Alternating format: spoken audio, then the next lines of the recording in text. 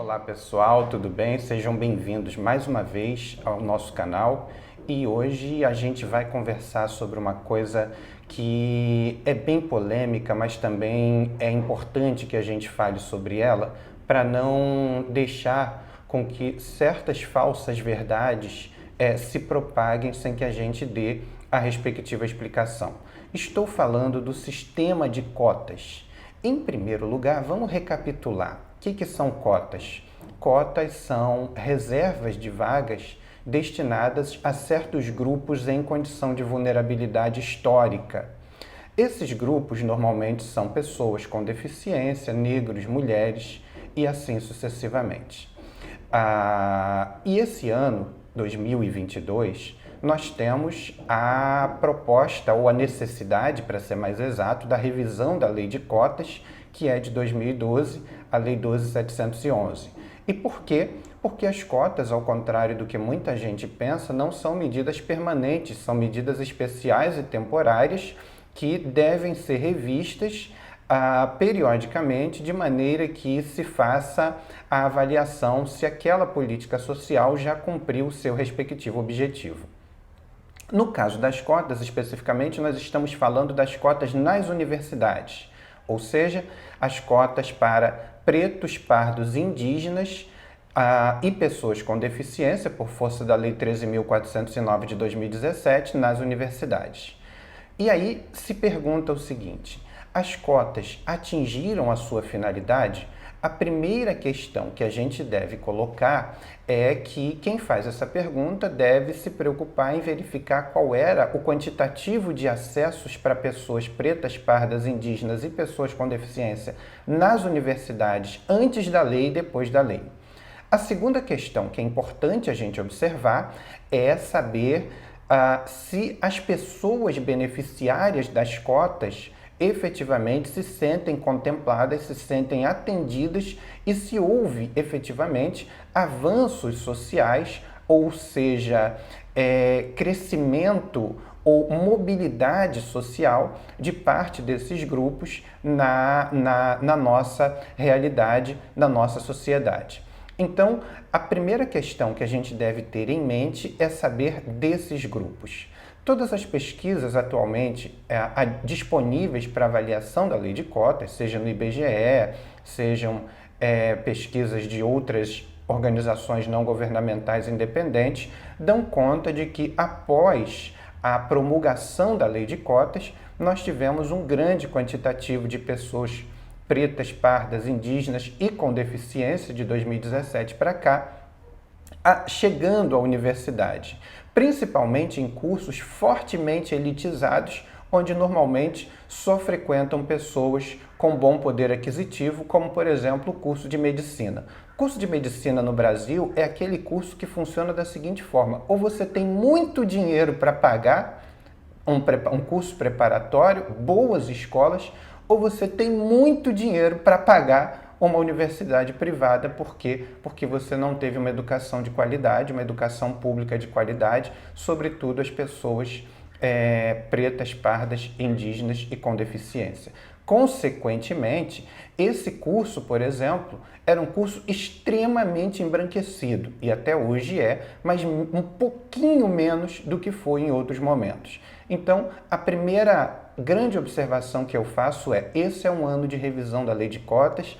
A discussão da lei de cotas, ela passa muito por grupos que acreditam efetivamente que a lei de cotas é privilégio e esquecem que o verdadeiro privilégio foi vivido por famílias de pessoas brancas, por famílias de pessoas ricas, que nunca precisaram dividir os espaços que consideraram seus por toda a vida com populações que marginalizaram por toda a vida.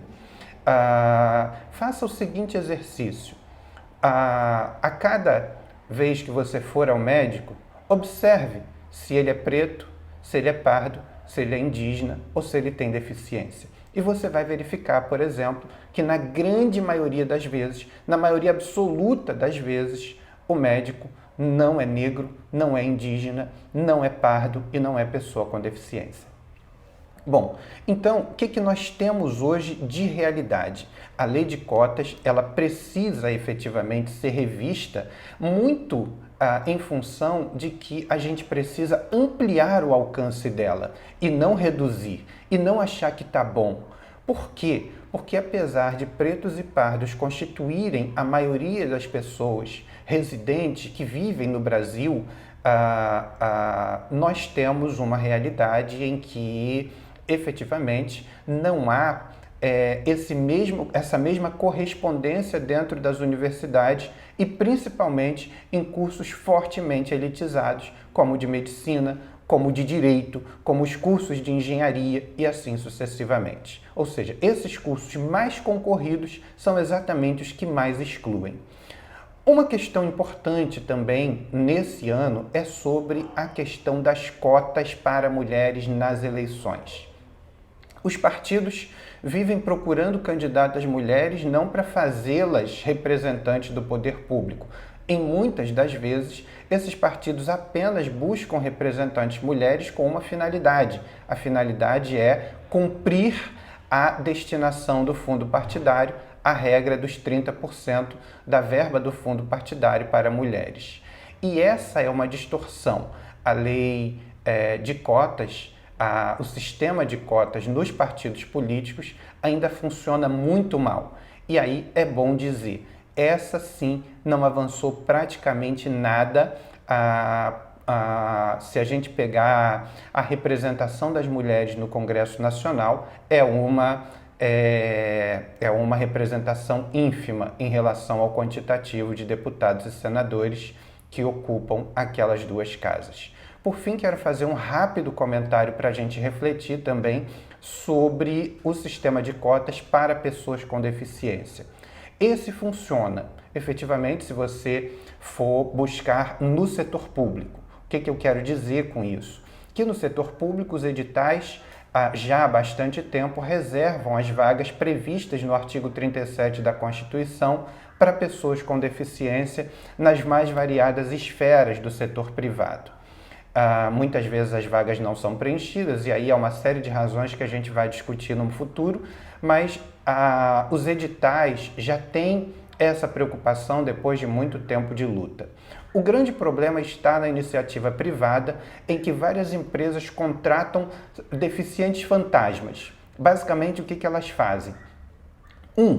Elas assinam a carteira de trabalho e previdência social do pretenso empregado e não lhe dão trabalho. Deixam em casa, muitos desses inclusive se tornam atletas, vão correr, vão nadar e continuam e ficam recebendo salário apenas para a empresa dizer que está cumprindo a cota. Ela não quer dar trabalho, muitas vezes a própria pessoa com deficiência não se importa em trabalhar e você tem a figura da pessoa com deficiência fantasma. A gente vai falar disso. A gente não pode achar que toda pessoa com deficiência é boazinha, que é sofrida, não. Tem o deficiente malandro também. E, infelizmente, isso acontece na nossa realidade. O que eu quero dizer com isso? Que muito em função de empresas que não querem contratar, que se recusam a contratar ou que contratam o funcionário fantasma, ou o empregado fantasma, a lei de cotas, o artigo 93 da lei 8.213 de 1991, não vem sendo cumprido como deveria.